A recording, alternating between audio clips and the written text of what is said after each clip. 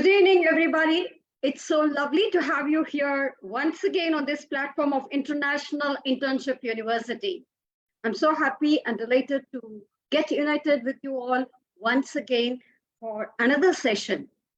And today's session is on blend is the trend. That's what we are going to work for. Well, coming back to International Internship University, it's a leading virtual education system and a global brand confederation, which is the most valuable, trusted worldwide, and well-reputed in delivering innovative programs. World's first international internship university, which is inspiring, inventing, and igniting young minds. That goes the tagline as it carries it all. Globally, it is a trusted name for quality training programs and is committed to providing better and virtual education to all the young learners of the globe. In a short span of time, IIU has spread its wings in 195 countries and 6 continents. Under the strong leadership of its visionary founder, Mr. Piyush Pandit, sir, a committed and inspiring social activist, a passionate educationist from the last 2 decades IIU has been providing education to all students from various and cultural backgrounds. And we all should congratulate the team of IIU for such a splendid job. Thank you so much, IIU, for giving me an opportunity to be a part of this program as ever. Thank you so much. So before we get late, I want to start the session by sharing my screen.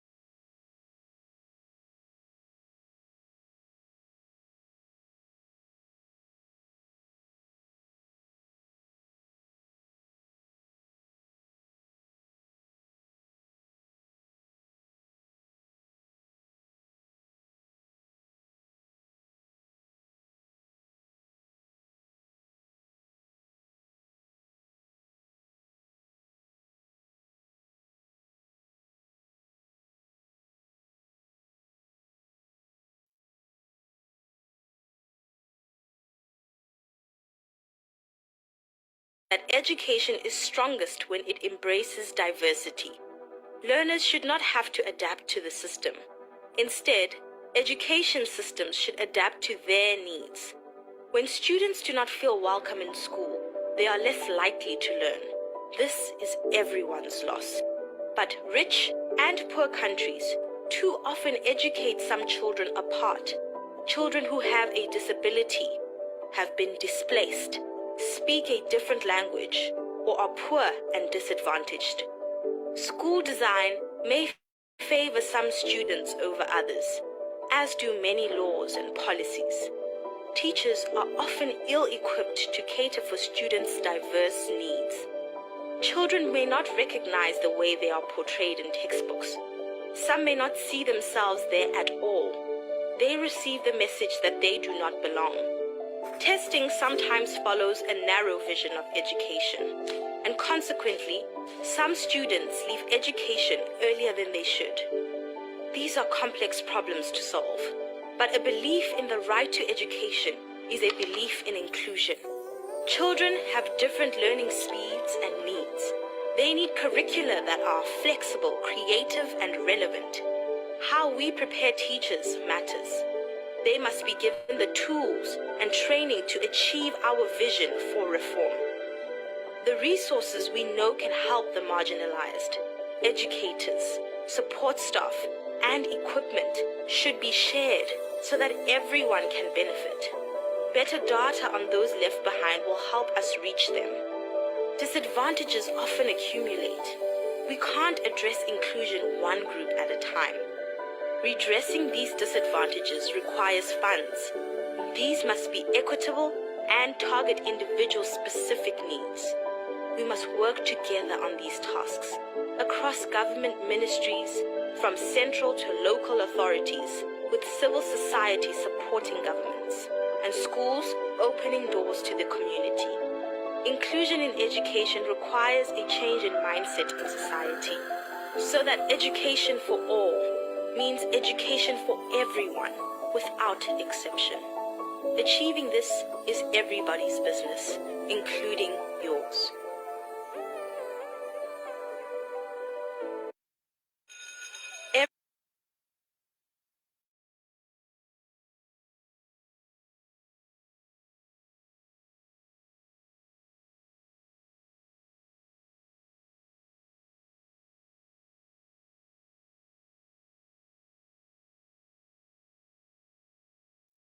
Dr. Srividhya, we don't hear you.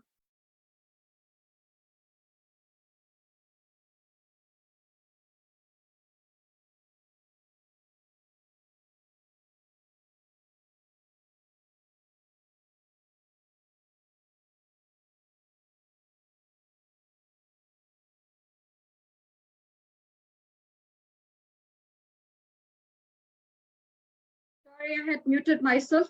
Okay. Yes, it's now okay. Please. It's now okay. Yeah, sorry. Yes, yes. So blend is the trend, that is building connective, creative learning environments enable learning naturally and rationally, which are driven for a purpose. As we all know, the bond between the teacher and the student relationship is very, very important. And it is actually the thing that is going to take it forward to the community on the basis of love, respect, trust, empathy, and understanding. And no significant learning can occur without a significant relationship. That's what we are going to see in today's. Can we please reflect on this following statement? The environment has to be flexible. It must undergo frequent modification by the children and the teachers to remain up to date and responsive to the needs, to be protagonist in constructing their knowledge. That is going with the trend. All these things that surround or used by the people in the school, the objects, materials, structures are not seen as passive elements, but on the contrary, the elements that condition and are conditioned by the actions of the adults who are active in it. That's what this bonded learning is all about. And the role of teachers in that is very, very, very vital. Great teachers focus on complaints, but they don't focus on complaints, but they focus on connections and relationships. Let's reflect on this as well. Have I become a frightening conclusion that am I a decisive element in my classroom? Is it my approach that creates a climate of everyday life in the student society? Is it my daily mood that creates the weather of learning? As a teacher, do I possess a tremendous power to make the child's life miserable or joyous? Can I be a tool or a torture or an instrument of inspiration where I can ignite the child's mind, or I can humiliate or heal? In all situations, my response decides whether a crisis will be escalated or de-escalated and a child will be humanized or dehumanized. So this is what great teachers can do to the student society. And what's the role of the teacher in the situation? Whether are we inflicting the personal characteristics of the student? Are we inflicting the time, that means the maturity, the growing maturity, the time spent on the activity, I mean the active time spent on the activity, the learning activity? Are we creating a positive influence in the environment? Are we catering to the student development? Where would you put the teacher's picture in this diagram?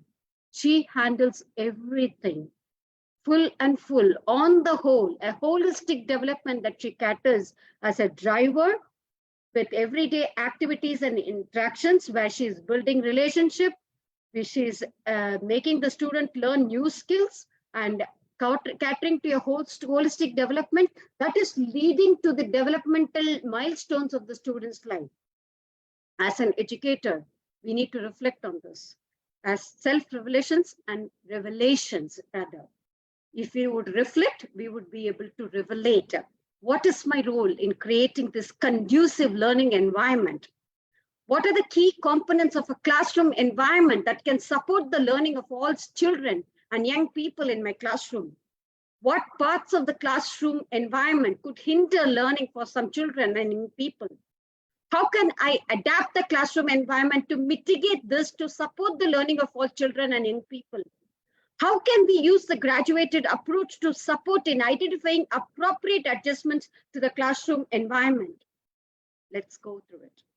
How can my teaching practices and routines include all learners?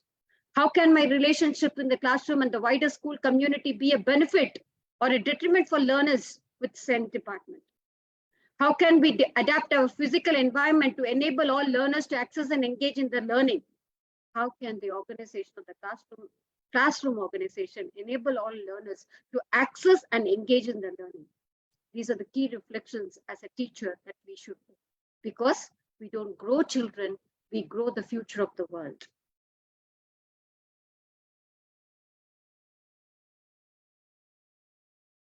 Educators, we often use the term learning environment, but what does this actually mean? In this video, we explore what makes a great learning environment and how you can create one in your own classroom. Number 1. A culture of questioning and curiosity is very important. Highly effective practitioners realise the value in teaching the children and how to ask these probing questions. In the best classrooms, more emphasis is often placed upon the questions rather than simply just the answers. Number 2. It is vital that you model good learning habits that are steeped in positivity and growth. Persistence, collaboration, and high expectations are all valuable elements to develop with your children. Watch our related video on what makes great teaching for more detail on this. There is a link in the description. The third point for today is that learning should be based upon a wide range of divergent sources and resources. Some teachers can fall into the trap of relying too heavily on one approach, one strand of thinking, or one evidence base. To deliver a more balanced education, widen the resource base and allow children to access a range of evidences. Number 4 is admittedly very obvious, but it's worth saying anyway. A learning environment needs to be steeped in professionalism. Children need to enter a well-organised, clean and tidy classroom from the very first moment. An untidy and sloppy classroom sets an unprofessional tone where expectations seem low. Number 5. Classroom displays should celebrate achievement, but not only that, they should also be functional as a tool for current and future learning. Working walls can be created to help you display key language and learning concepts to prompt memory and thinking within the children. In turn, this will promote independent work and independent thinking. Ultimately, if educators can create a learning environment where respect is the culture, students provide feedback to one another with probing questions, and where critical thinking is developed and celebrated, then this will be a great start in ensuring excellent pupil progress. Educators, we often use the term learning environment, but what does this actually mean? In this video, we explore what makes a great learning environment. So, what we have understood from the previous video is that the learning environment should be based on respect for learning. So they take the responsibility of their own learning and they learn for themselves. So it is a permeating theme. That means it influences. What does it influence? That it influences respect for self, respect for others, and respect for the community. It influences positivity, it influences openness, it influences inclusiveness. An open-minded learning pedagogy will ensure an ideal learning environment. And how to create this kind of environment, that's what we are going to see. So an ideal learning environment demonstrates ideal relationship ideal relationship in teaching practices and routines, ideal relationship in classroom organization, ideal relationship in creating bonding, ideal relationship in the physical environment. So it builds up the role of self-esteem in the classroom such that it structures the emotional environment, it structures the physical environment, converting every single learning environment into a learning experience. So, know thy neighbor is the golden rule. How do we create it? You should know your students much, much better. So these are the keys that will help us in creating an outstanding learning environment. First, as a teacher, we should understand our role, your role as a teacher, and the language we use with our colleagues. Colleagues means students in the classroom. Knowledge of the learner. We should know about our learners, the students, at the first place. We learn about them in interactions with our environment, and always maintain a moderate pupil voice. That is very important. That is a mandate for the classroom. Planning inclusive lessons, such that language we use with the classrooms, with the classroom learners, working with the teaching assistants, and also the remote education. Creating an inclusive environment includes barriers to learning and reasonable adjustments, supporting learners with sensory needs and the language learners, and also making use of the transition time. So if we adopt these rules, what will it object to? Then comes the subject-specific guidance to the respective subjects of maths, English, science, social, humanities, etc. Then strategies to scaffolding. When the teaching learning processes are surplus, next comes the follow-up is the assessment. When it comes to the assessment, the scaffolding, the learning process is very, very important. So how do we create it? At the basic is that to structure an emotional environment, creating student-teacher bond. That is very, very important. It is a teacher's responsibility to value every one of the student in their classroom so that each student feel special and important. The bond between the teachers and the student is much more critical for students with management and behavioral issues, for ADHD and Asperger's. Students need extra motivation to maintain attention, work consistently, and avoid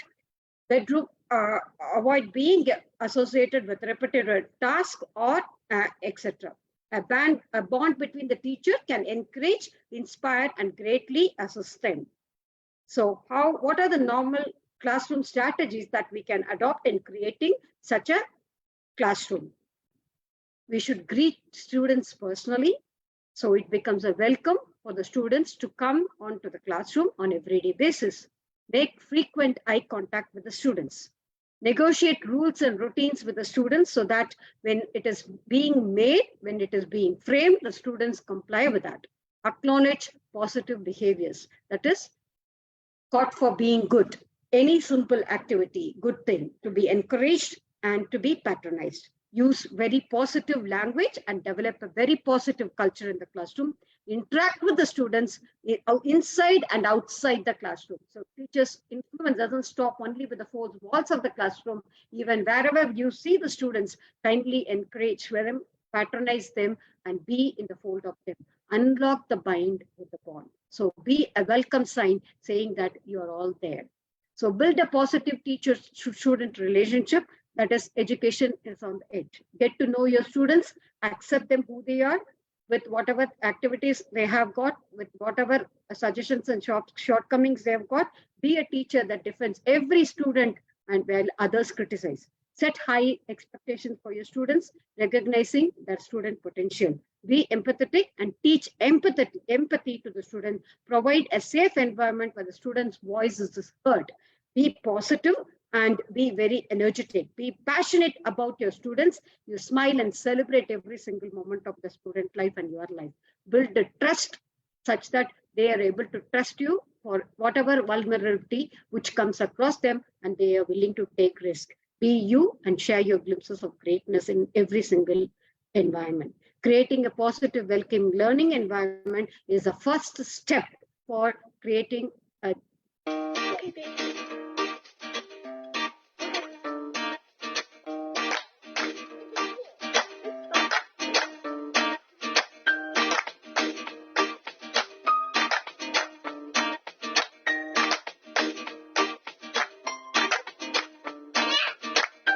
they are welcoming each other. everyday basis. That becomes a welcome sign for the students to come into the classroom and there to say that I am there for learning and we are going to be together. We are all in this together for the learning purpose. Look at the number of spaces they are making. They need to do their own rights and designs.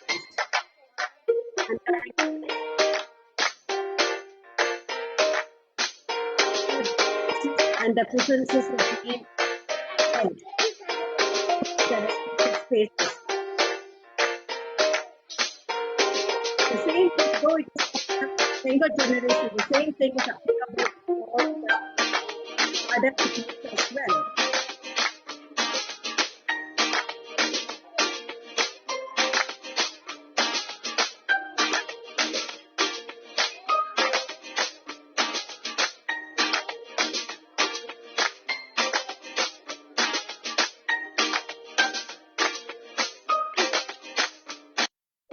Classroom environment will develop a positive environment and the students like to be there on everyday basis to share their views and they like to see their work display even in high schools that I am being there and I'm being there.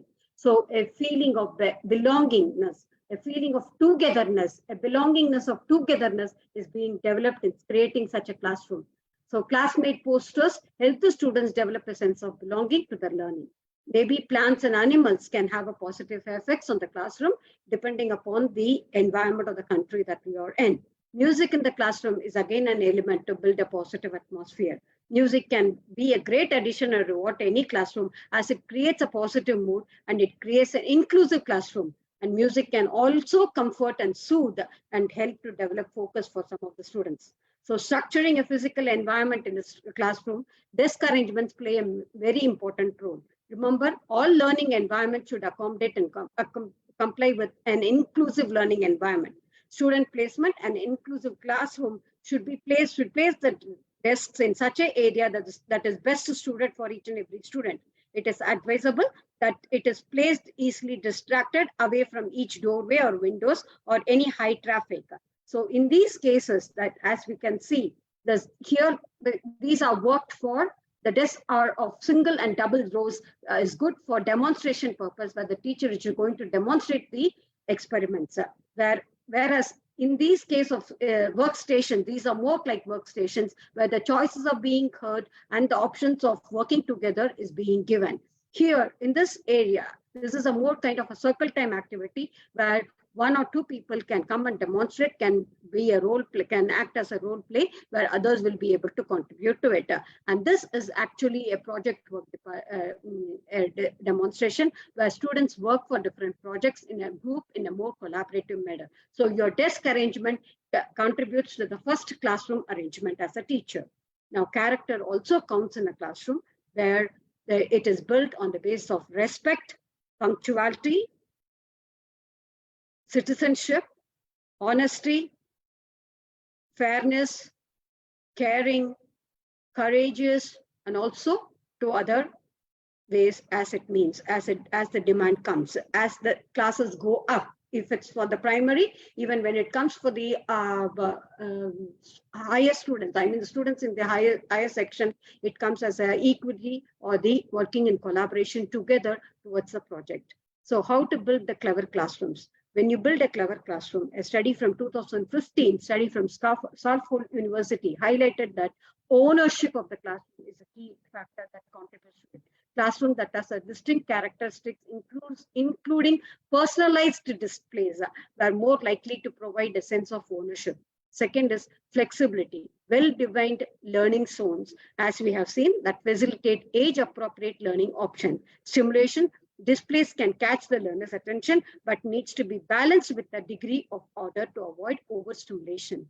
So as and when we move further, it's always to have school rules and classroom rules. As school rules, transition between the classes to be handled very clearly and very diplomatically. Transition quietly between the classroom, be on time, be prepared with all material, follow school dress code, follow instructions instructions that are given for the first time, respect self, others, respect the space, and the respect property. So these are, as a teacher, we need to follow the school rules. When it comes to the classroom rules, be respectful of your teacher and your peers and the learning time of the materials that are involved in it. Be responsible for being prepared to work with assignments, cleaning workspace. Be perseverant, keep working, keep trying, keep growing with the group, and keep asking questions.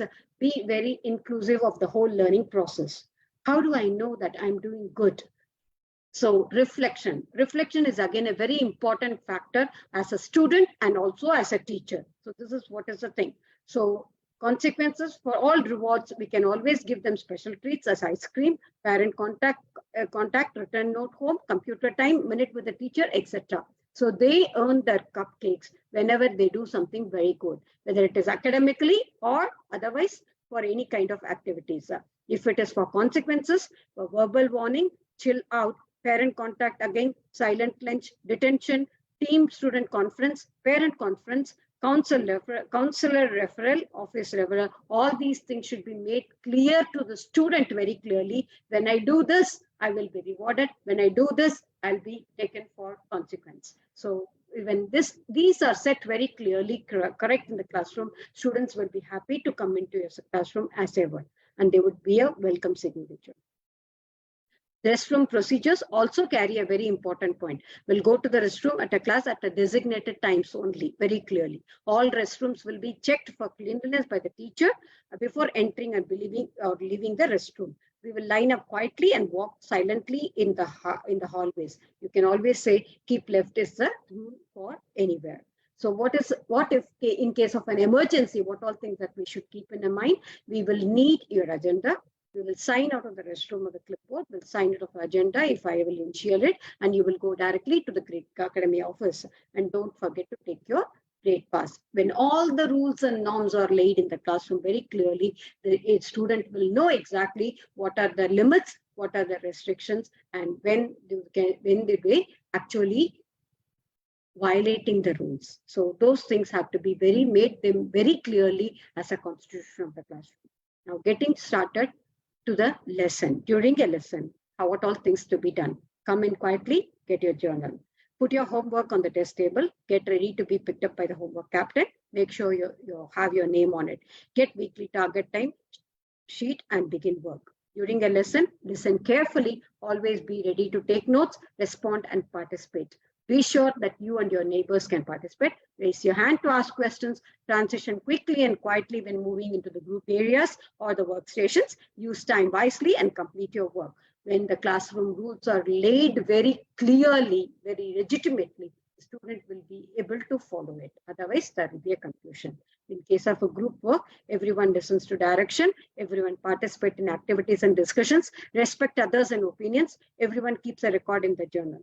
Know that lesson activity. Complete summarizing the activity, neatly put up on the journal and turn up the work according to the directions. Copy your homework to the agenda and clean your work area.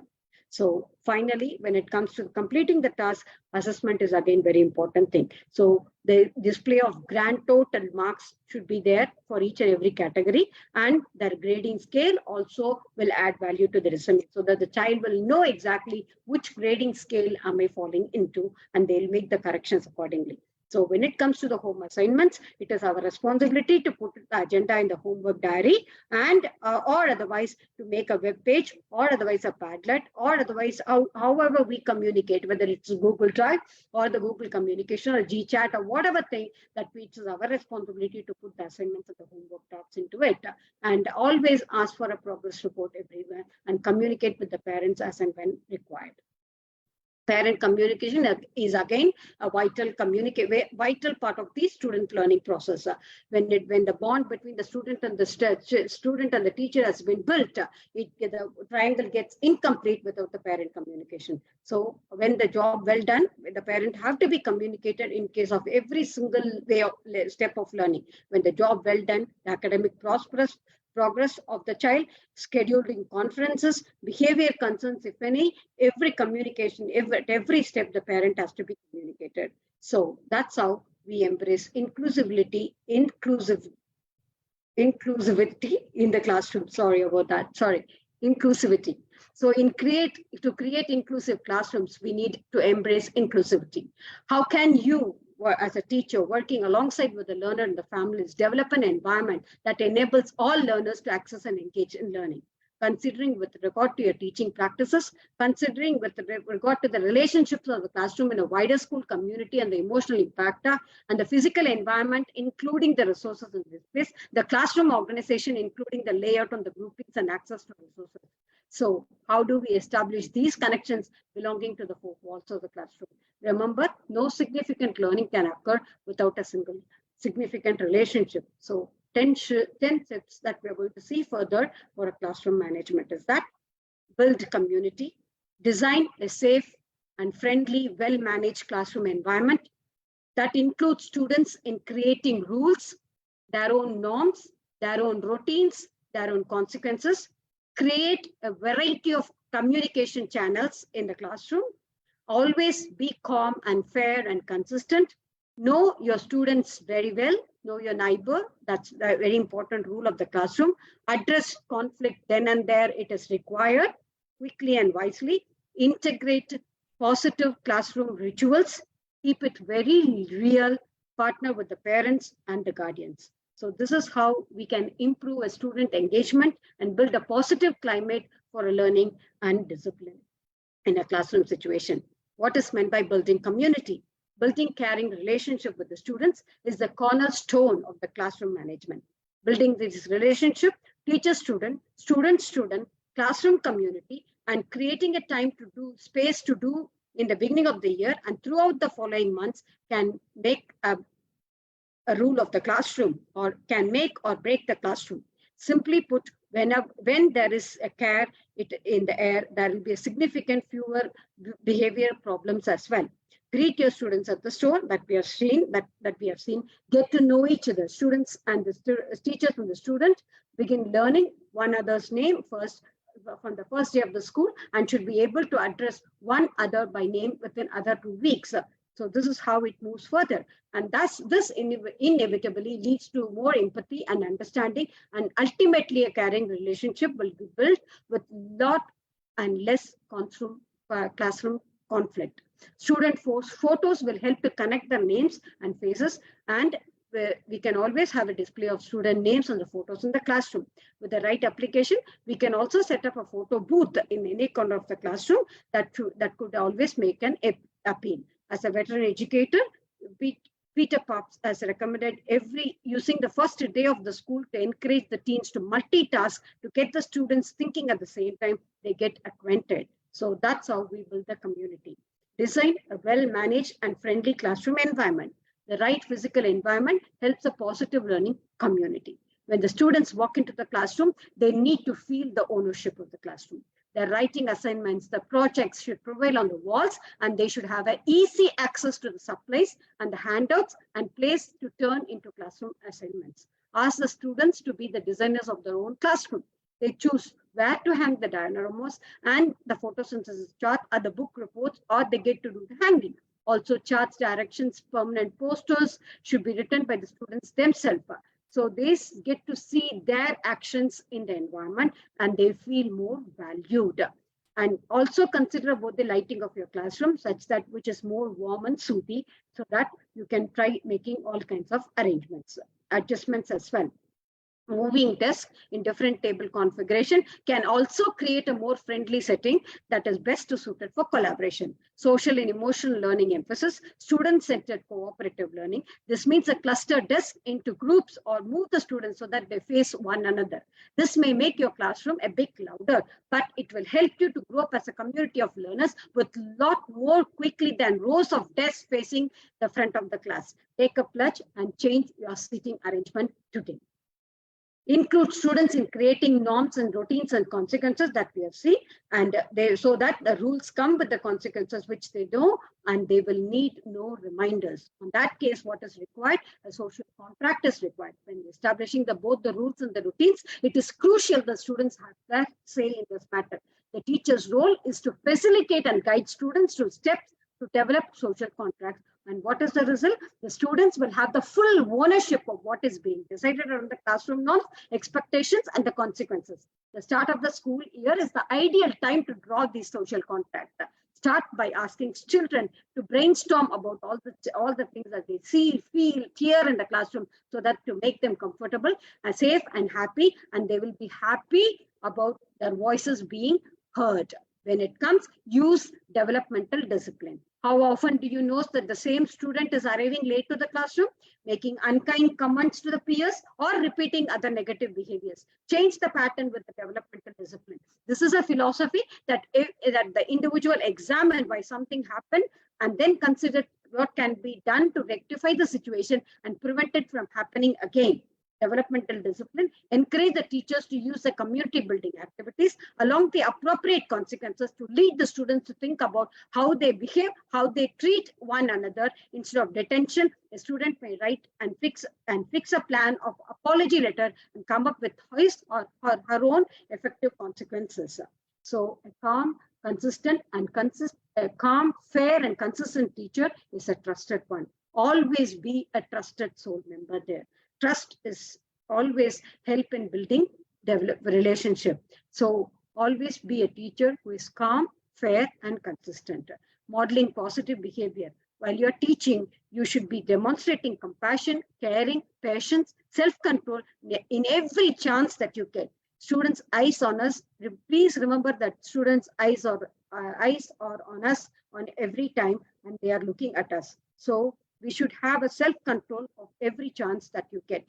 And when we think that we are immersed in the task in the hand, they watch, they listen, they learn, they repeat, and they demonstrate what they see. So always have a calm and steady demeanor, even if your hand and heart are telling to act differently. Don't ever match your child's rage, sarcasm, or anger there. Use those acting skills which we all acquire as a teacher. And when you feel blood is boiling, remember this, kids do not trust reactive teachers, and often they don't respect them. Fear should never be a great motivator in our classroom. Staying calm means never raising your voice or speaking over the class. If the students are talking, wait longer, wait until it becomes so comfortable that several students begins to slush the other. Then even if you feel beyond and annoyed, use a calm, quiet voice so that they will need to lean in to listen. Now you have got them. Now though you may not feel about the same way about every student, they should never know this. Being fair mean to all students under the same rules, get some exceptions to those rules. Make sure that you are being fair. Remind yourself to do the following. Avoid calling or selecting the same student over and over again. Acknowledge to the class when there has been an exception for a student, another class period or a group, or if possible, and always say why. Keep a solid line between the rules and the routines, and the rules comes with the consequences when the routines come with the reminders. So be very consistent. If you have an erratic day also, stay with the course and don't change your day's agenda or the class structure. This will feel the children feel safe and secure and trust, being in full trust with the teacher. Know your students very teach. As we all know, very, very important. This is the rule for learning. Know thy neighbor. Know them in and out. As you know your background, your economic culture, your education, your gender, you should be able to know your students much, much better. You will be able to acknowledge through the lens which you view your students, through the lens that you view your students. For example, if you grew up in a middle class, then the teachers teach students whose family live mainly below poverty line. You can take them to learn to the specific challenges. So take a moment to reflect on where you are with the kids. Consider the following characteristics of a culturally responsive educator. She challenges and confronts all stereotypes in the international curriculum and environment. She strives to know her students, seeks potential professional development and the reading materials to learn how to better and serve them all. She helps her students gaining hope and develop strategies for overcoming academic and social barriers. She uses tests that are relevant and speak with the lives and the experience of the students, and she teaches. When we do our best to exhibit all these qualities, we are including all children, especially those we most struggle to understand. Hope you're doing it when it comes to the creating a culturally responsive classroom. As a way to invite feedback, considering a colleague or a mentor to observe your classroom is a brilliant idea. So always be very open. And very importantly, before entering into a class, into a battlefield, it is very, very important for anybody to know about their enemies or the friends. So that is what has been mentioned over here in the quote. So when we do this, integrate positive classroom rituals. As we can see, circle time is the most important time in every classroom before beginning of every day. Or good morning with FM. Have a FM radio in your classroom where the student take the role of a radio instructor, where they become RJs, they become VJs. They come and say that they come and share the school news, share about the national news, where they come and interact and they start the day with a very hello, good morning. So have a coffee morning session where you can invite your parents or the grandparents for any kind of meeting or any dialogue delivery which you have planned for that day or any particular topic. Have parents drop-in session where they come and work with the students as well. So it is very, very, so that's what we have seen about the circle time, good morning with the from coffee morning session, the parent drop-in session. All these things should be integrated in a classroom to create a positive classroom in ritual. That is very important. And it is most common that in all the elementary grades that the day will begin with a community building activity, whether it is circle time activity or morning aerobics or a jazz session, whatever thing that you think for, it should be a community building activity or even a gardening. Take them to the garden, ask them to water the plants, anything that you could incorporate on an everyday basis. So that is what is the thing all about. But getting off a good start is very important for all ages. Here are some suggestions that we have talked about. Morning meeting. This is a brief forum during which an individual or a group is acknowledged. It creates a feeling of we are all together in this. And good things. Ask for a few volunteers to talk about what you did last evening, and they would come and share. They love to share all these details with you. And going around the classroom, always make sure that every child is very comfortable. And if you feel there is a conflict, address the conflict very quickly and wisely. Don't let it fester. That means you should be sure to address the issue between you and your student, between two students, as quickly as possible. Because bad feelings on your part or a part of the student can quickly grow molehills into mountains. Now, for handling those conflicts wisely, you and your students should step away from other students just in the doorway of the classroom. Perhaps ask a neighbor, how am I going to help you? Don't accuse the other child of anything. Act as if. So these are the simple questions. How am I, instead of what are you doing there? Can I come there? Don't give a stern voice at all. How am I going to help you? That will make the child reveal whatever the harm that he has done to others or the others have done to him. So the student will usually become disarmed and she's expecting to be angry and confrontational. Always have a positive approach. It looks like to have a question rather than when handling a task. Sorry. So keep it very real. When you handle the task of such, keep it very, very real when you are addressing it to any. Don't be fair, don't be partial, don't be very fair in acknowledging both the sides. And here, have a patient hearing with both the kids. Don't ever tag them as bad behavior as or they're going to be treated or giving them the consequences at first. Use essential questions.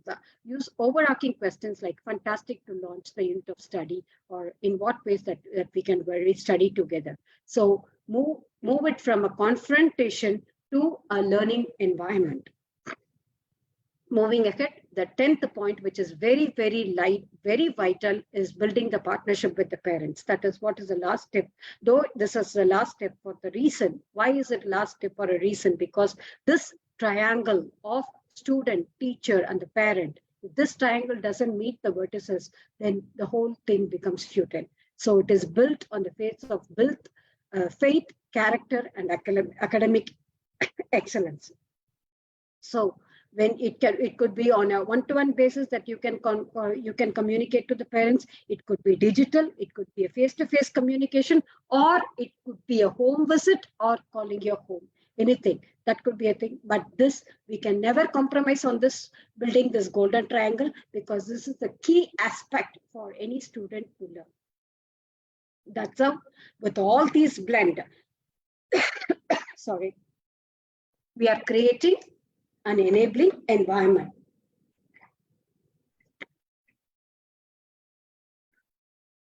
With a blend of holistic approach to learning, comprehensive approach to teaching, educators seek to address students' emotional, social, and ethical and academic needs in a case of integrated learning format. So how do we create? So after creating an environment of a positive environment, how do we go about the blending the models that we suggest for teaching and learning pedagogy? Why? Because blended learning is a workplace training. How we create this abracadabra of blended learning. Blended learning refers to in-person, that is conventional classrooms, and to the online learning experiences. As we know, we have evolved more than anything. We have evolved from the classroom conventional teaching to online learning system these days. So how to have a blended learning where it is online is going on side by side when you have your classroom teaching as well. Both the online and instructor-led session trainings interactions can create magic, complementing to each other to provide a holistic learning experience. This is what we are going to see further. Whether it is a school goer or office goer or an entrepreneur, one cap fits all, that's the blend. The blended learning is the best solution as we can blend in different formats of online and offline learning, be it a classroom-led or the virtual-led, e-learning, social learning, and the performance support. As facilitators, we can use these modalities to impact learners' progress. As facilitators, we need to figure out the best teaching and training delivery for a particular learning need as our audience, their background, topic, and outcome of the class. To do this, it is very essential first to have a thorough understanding of a different teaching and training delivery methods of what the learners are capable of. So as we have seen through the whole session, that we have moved from a conventional classroom, how to set up, how to blend an integrated classroom for a holistic learning approach that we have seen.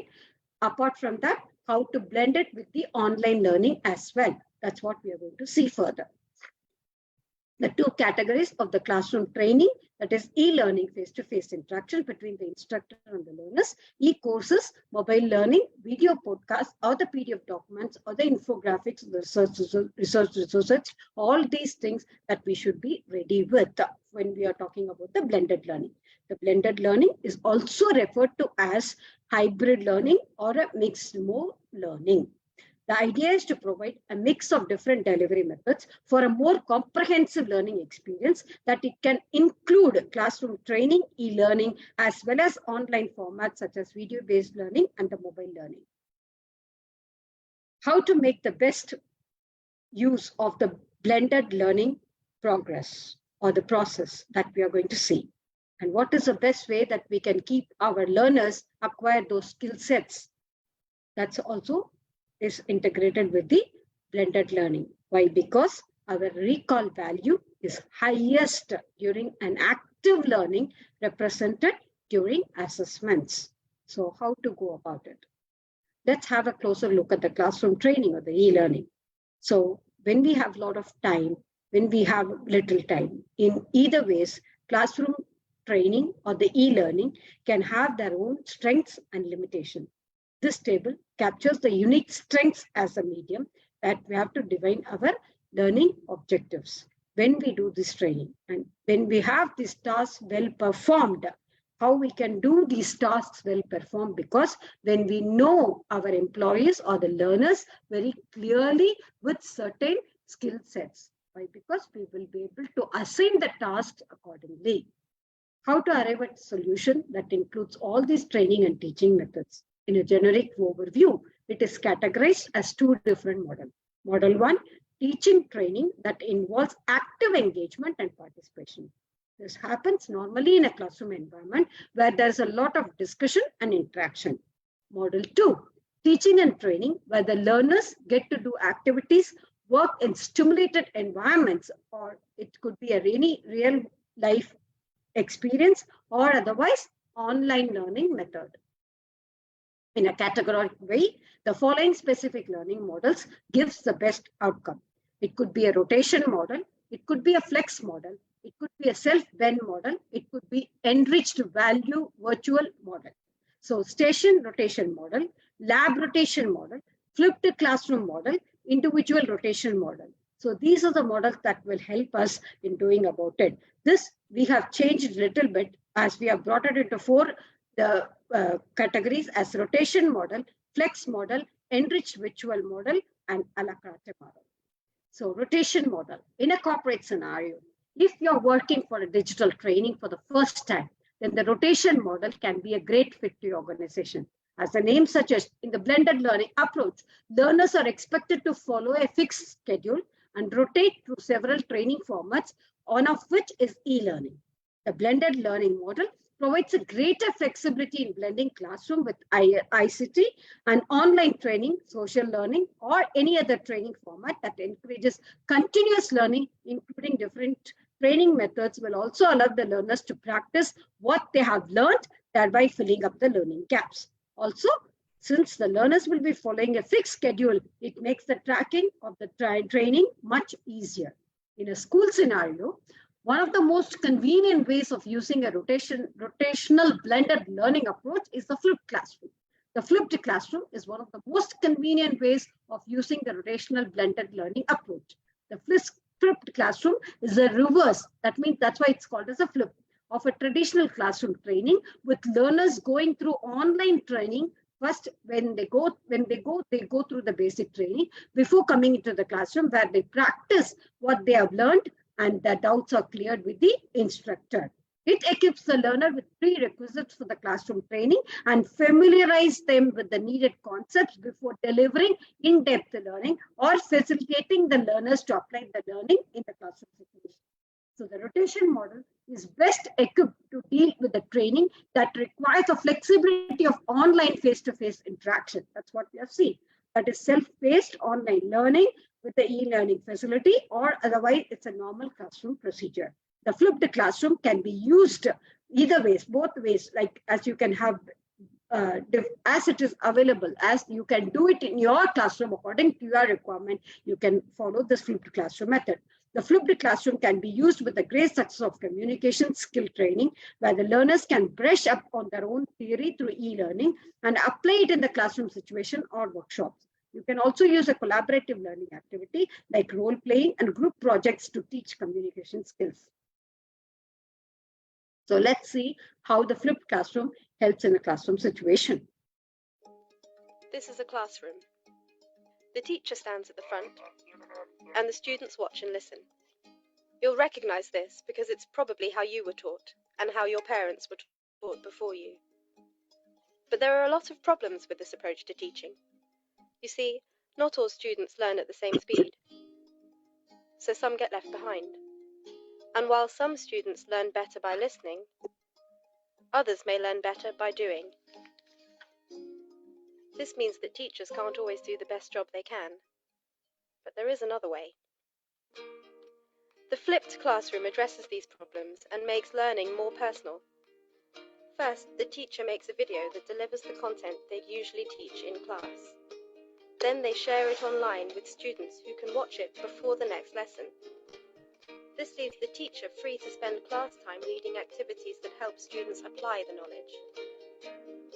Students can rewind and rewatch a video as many times as they like and come back to class with questions for the teacher.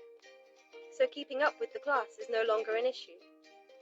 Students can access the video at any time using mobile devices, giving them the ability to learn more independently.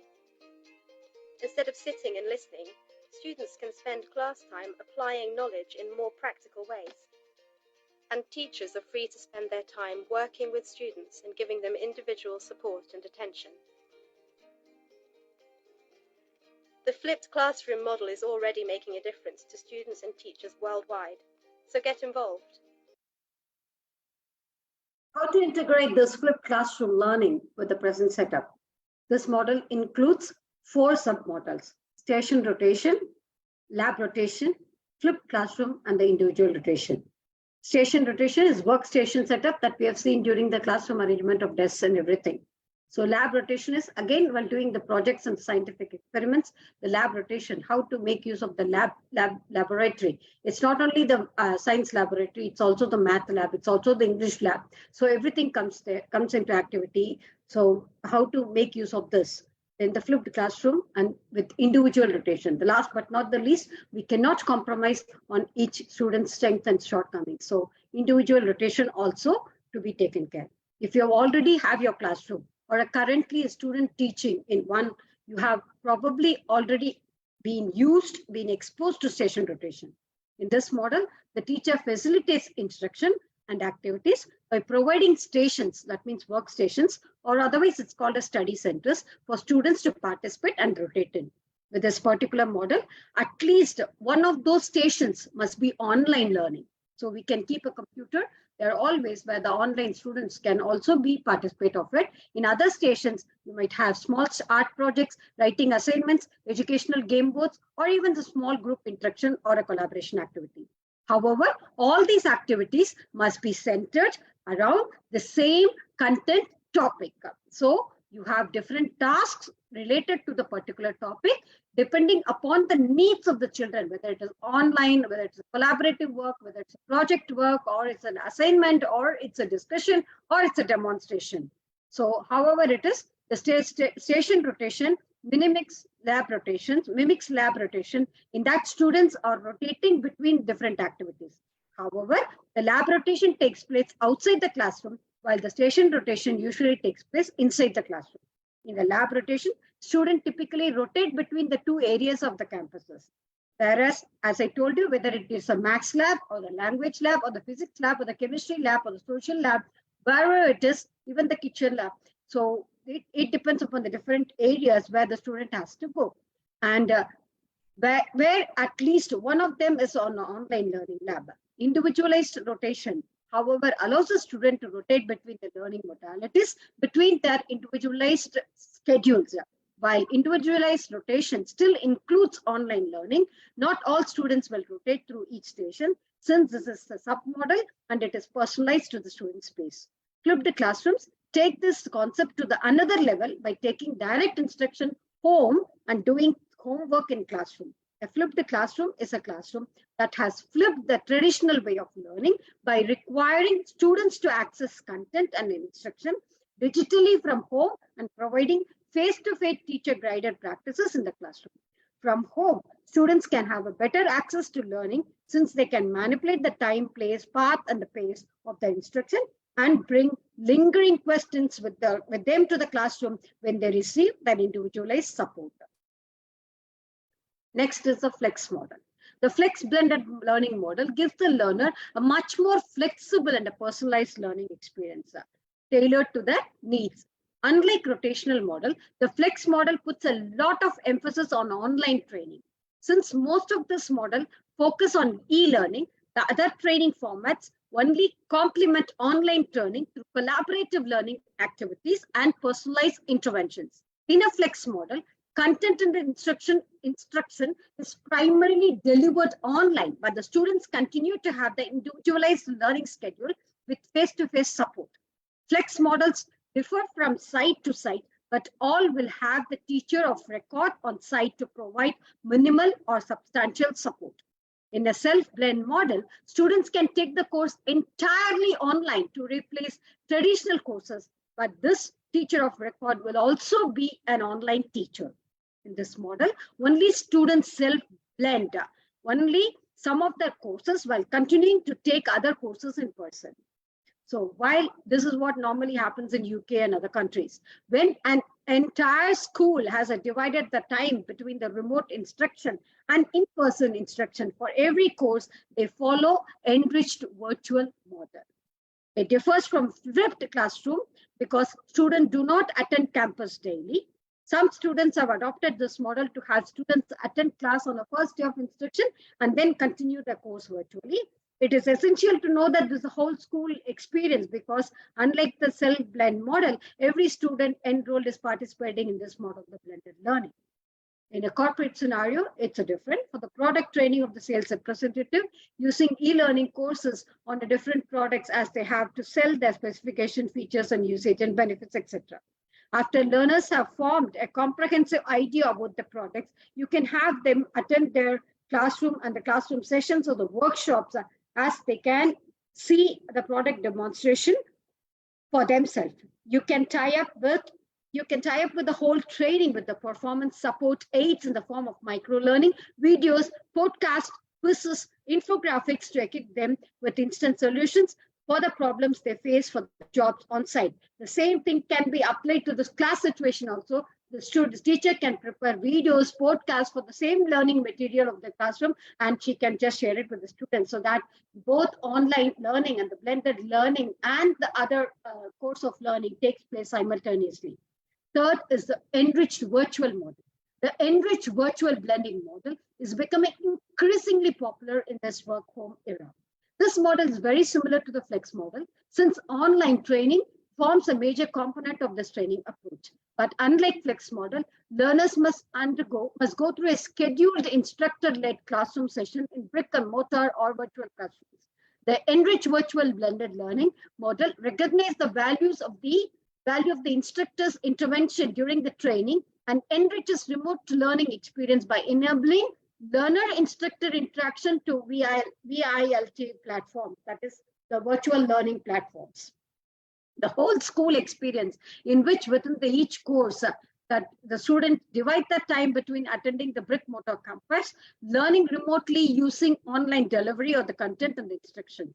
Many enriched virtual programs began as a full-time online schools and then developed blended programs to provide students with brick and mortar school experiences. The enriched virtual model differs from the flipped classroom because in enriched virtual programs, students seldom attend the brick mortar campus every weekday. It differs from a la carte model because it's a whole school experience, not a course or a course model. Example, the future model that we are going to talk about. That is, we can use the enriched virtual model for the basic of leadership training where e-learning can be used to explain concepts and theories. This is what IIU has been following and we are all into it, knowingly or unknowingly. So that's the future model that's going to rule the world. The training will include the classroom training, either physical or virtual classroom as a mandatory component to offer opportunities for the peer learning, coaching, and the critical reflection and experiential learning activities. And where the learning is more of a self-paced and with time. The fourth is the actual IIU model, that is a la carte model. Thus, just because the last two blending learning models mainly focused on the online training, it doesn't mean that blended learning only allows offline training formats to complement the online training. If you're looking for a training approach where the majority of the training is conducted in a physical classroom in the presence of an instructor, look no further than that is the a la carte model. This model allows the digital training formats to supplement formal training in the classroom sessions, either pre or post training. It is an excellent way of mentoring learners by providing them with a hands-on experience in online performance support later to reinforce learning.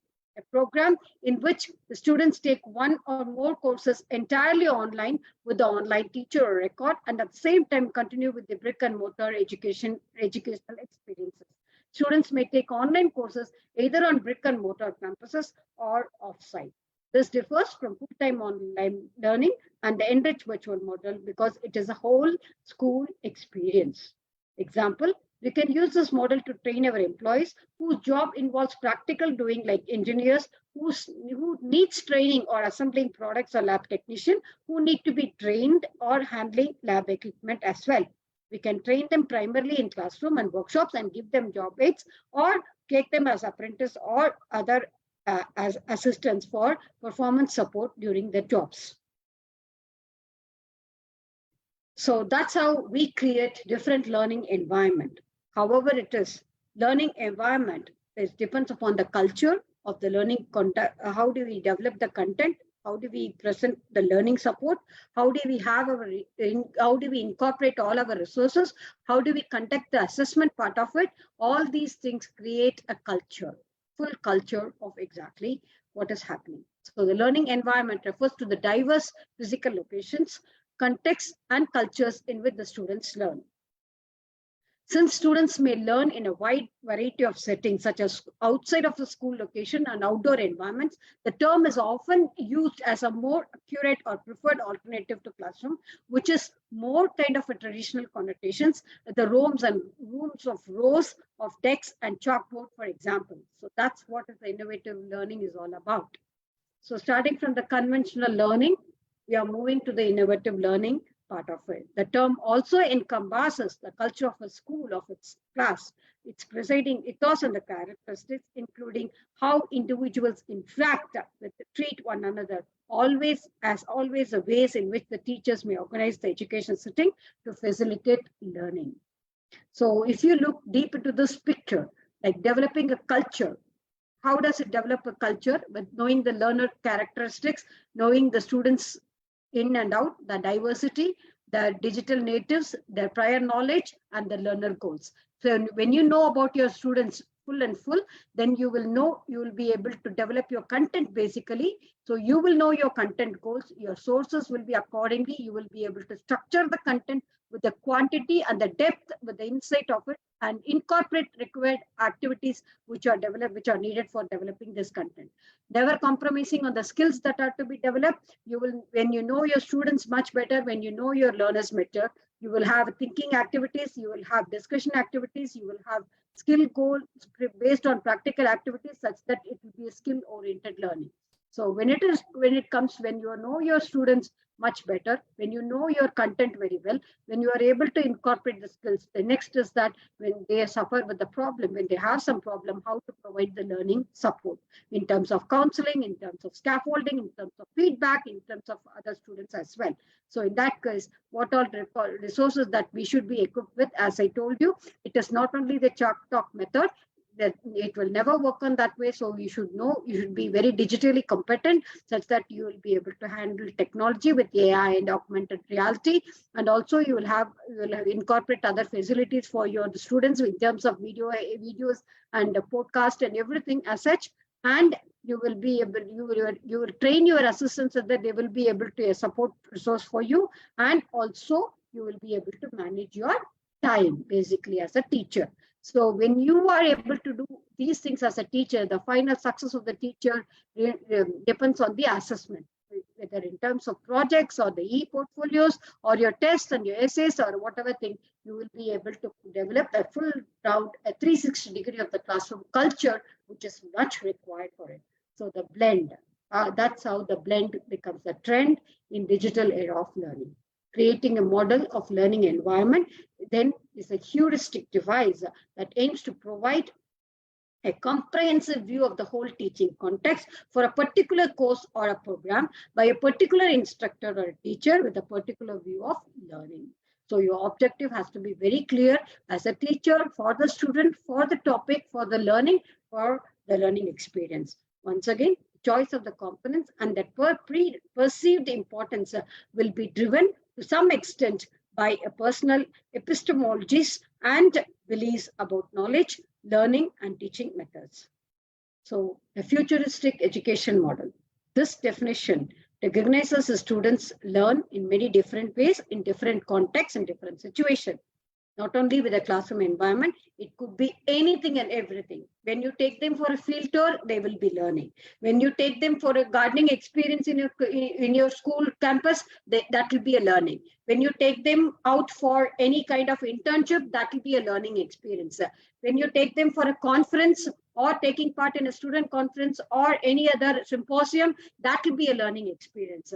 When you take them for everyday morning assembly, as I told you, everyday morning assembly or a circle time activity, that will be a learning experience. When you call parents into your classroom, into your school learning environment as a parent drop-in session or a coffee morning session, that will be a learning experience. So they learn in different ways. Every single opportunity that has been given to a student is a learning experience. Since learners must do the learning, their aim is to create a total comprehensive learning environment that optimizes student ability to learn so that they take the responsibility of their own learning. There is, of course, no single optimum learning environment. there is indefinite number of possible learning environments, which is what makes the teaching so interesting. So developing a total learning environment for students in a particular course or a program is probably the most creative part of teaching. While there is a tendency to focus on either physical institutional learning environment as a normal traditional classroom, such as lectures, theaters, labs, or technologies used to create online or a personal learning experience that we have seen to virtual learning environments are broader than the three physical components. Three things we cannot compromise. It includes the characteristics of the learner, the goals of teaching and learning, the activities that will support the best learning, assessment strategies that will be the best measure and drive learning, and the culture that infuses the learning environment. So we cannot compromise on that. So I would love to repeat that once again. The whichever way it is, whether it is virtual learning, online learning, or anything, the characteristics of the learners, goals of teaching learning, activities that will support the learning, assessment strategies that will have the best measure and drive learning, and the culture that infuses the learning environment. We cannot compromise on this. So to sum it up, the classroom training or the learning, availability of the subject matter, which is very, very important, live group interaction, collaboration, demonstration, role modeling, mentoring. It is actually very important. We could have anything under the sun to have your learning, but these things we cannot compromise, where the students are self-directed and the learners can proceed. So you just can't have a classroom learning or an e-learning process. It should be a comprehensive blend of both. Exactly. So when you in a classroom situation, you have availability of subject matter, expert coaches to adapt the participant. In e-learning, it is self-directed where learners can proceed at their own pace. In our learner way of learning, we will incorporate both. In a classroom learning, if it is a live group discussion, interaction, collaboration, demonstration, role modeling, mentoring, all these things are happening. In e-learning, it is convenient, flexible, available demand in a remote location. So we will have a blend of both depending upon the requirement. Greater capacity to handle on hands-on experience with physical devices and equipment. This will happen in a classroom training where scalable, simultaneously audience and enterprises wide range rollouts is also possible. So we will have a blend of both classroom resources and also e-learning resources. So in a classroom training, when we address the topic and issues that are outside or in a packed course material, even in e-learning, it is highly individualized learning, accountability is being captured. So we will have a blend of both. Face-to-face sharing of experiences in social interaction, consistency in format and delivery and content. So again, a blend is required for both. Dedicated time in a controlled environment away from work demands, it's easy to update and disseminate. So again, we need to incorporate both. Closer simulation of actual work performance, particularly people-based interaction, reduced time away from work time and logistics. So we will incorporate both. Building personal relationship network and bringing down silos, easy to manage administration and analytics. So we will have a blend of both. Easy to modify and adapt instruction strategies, ideas for multicultural and multilingual contexts. So we will have a blend of both. So adopt a personalized approach to learning. Always face learners when presenting new information. Visual system is in place for the class, for such as traffic light system in support to learners to work with appropriate noise levels. Always check that learners have understood the classroom instruction. Avoid yes or no. In both online and the virtual learning, on the offline also, you need to have a check of all these things. Repeat back the contributions from other learners. If something is funny happening on the other side of the classroom, take time to explain what happened so that the learner does not feel that they are missed out. Pre-teach the key language. Provide visuals and word banks. Always call for learner's name to gain their attention before asking a question. Present new information orally or writing it together at the same time. And choose your language very carefully, very diplomatically. Be mindful of your facial expression, which is very much important. So this is how normally we align the learning with the curriculum. when we do the planning, we don't forget that standards align with the data, assessment, knowledge of the student and activities. When it comes to the instruction part of it, achieving expectations, content developed and expertise with the communication, differentiation, monitor and adjust it. We modify the pedagogy and create a learning environment and the culture such that the classroom environment, routines and procedures, managing student behavior and developing a professional classroom culture with professional practices and responsibilities, professional demeanor and ethics, goal setting, professional development and school community development, such that we are able to manage the student behavior cycle, maximizing the instruction time, transition time, interaction time, participation time with the culture of expectations, mutually respective, collaborative and safe, linked to the knowledge of the students' backgrounds and the personal experience and developmental needs, characteristics by the efficient and effective routines with clear expectation, flexible to accommodate student diversity and individuality, supportive of the positive interactions and among the students. So the teacher interact with the students and establish a learning environment, blended learning environment that maximize the learning. So our school is going to be a pride. We are positive, we are respective, we are integrity, we are determined, we are engaged. So we do have the pride of having the whole success. And never forget this, because this normally you cannot avoid in a classroom situation. So, but make sure that you always tell them, you have entered into a bully-free zone. And so where respect for self, respect for others, respect for the community is the demand. So a teacher, as we know, as a teacher, we never know where our influence stops. She affects eternity. You can never tell anyone where your influence stops. So as a teacher, it is our responsibility to create such a learning experience for every single learner who comes into our fold. And it is very, very important. As I always say, the learning doesn't stop in four walls of the classroom, and the teachers doesn't know where the influence stops. So moving ahead, I would like to dedicate this video to all the teachers who have gathered here with me on this session. And I'd like to read this to you, if I can do it without tearing up. There's a story many years ago of an elementary school teacher. Her name was Mrs. Thompson. As she stood in front of her 5th grade class on the very first day of school, she told the children a lie. Like most teachers, she looked at her students and said that she loved them all the same. But that was impossible, because there in the front row, slumped in his seat, was a little boy named Teddy Stoddard. Mrs. Thompson had watched Teddy the year before and noticed that he didn't play well with the other children, that his clothes were messy, and that he constantly needed a bath. Teddy could be unpleasant.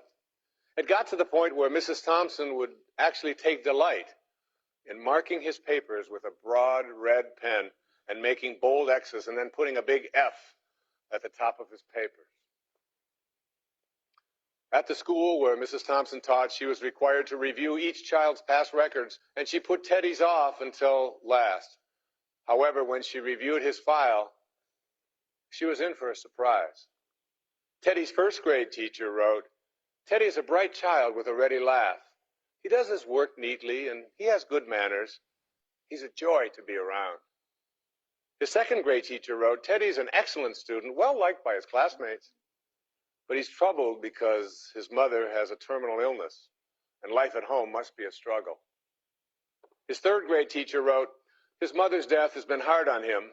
He tries to do his best, but his father doesn't show much interest, and his home life will soon affect him if steps aren't taken." Teddy's 4th grade teacher wrote, "Teddy's withdrawn and doesn't show up much interest in school. He doesn't have many friends, and sometimes he even sleeps in class." By now, Mrs. Thompson realized the problem, and she was ashamed of herself. She felt even worse when her students brought her Christmas presents wrapped in beautiful ribbons and bright paper, except for Teddy's. His present was clumsily wrapped in heavy brown paper that he got from the grocery bag. Mrs. Thompson took pains to open it in the middle of the other presents. Some of the children started to laugh when she found a rhinestone bracelet with some of the stones missing and a bottle that was 1/4 full of perfume. But she stifled her children's laughter when she exclaimed how pretty the bracelet was, putting it on and dabbing some of the perfume on her wrist. Teddy Stoddard stayed after school that day just long enough to say, "Mrs. Thompson, today you smell just like my mom used to." After the children left, she cried for at least an hour. On the very day, she quit teaching reading, writing, and arithmetic, and instead, she began to teach children. Mrs. Thompson paid particular attention to Teddy. As she worked with him and his mind seemed to come alive, the more she encouraged him, the faster he responded. By the end of the year, Teddy had become one of the smartest children in the class, and despite her lie, became one of her teacher's pets. A year later, she found a note under the door from Teddy telling her that she was still the best teacher he ever had in his whole life. 6 years went by before she got another note from Teddy. He then wrote that he had finished high school third in his class, and she was still the best teacher he ever had in his whole life. 4 years after that, she got another letter saying that while things had been tough at times, he stayed in school and stuck with it. They would soon graduate from college with the highest of honors. He assured Mrs. Thompson that she was still the very best and favorite teacher he ever had in his whole life. Then 4 more years passed, and yet another letter came. This time he explained that after he got his bachelor's degree, he decided to go a little further. The letter explained that she was still the best and favorite teacher he ever had, but now his name was a little longer. The letter was signed Theodore F. Stoddard, M.D. But the story doesn't end there. You see, there was yet another letter that spring. Teddy said he'd met this girl and was going to be married. He explained that his father had died a couple of years ago, and he was wondering if Mrs. Thompson might agree to sit in the place at the wedding that was usually reserved for the mother of the groom. Of course, Mrs. Thompson did, and guess what? She wore that bracelet, the one with several rhinestones missing. And she made sure she was wearing the perfume that Teddy remembered his mother wearing on their last Christmas together. They hugged each other, and Dr. Stoddard whispered in Mrs. Thompson's ear, "Thank you so much for making me feel important and showing me that I could make a difference." Mrs. Thompson came with tears in her eyes and whispered back, "Teddy, you have it all wrong. You were the one who taught me that I could make a difference. I didn't know how to teach until I met you."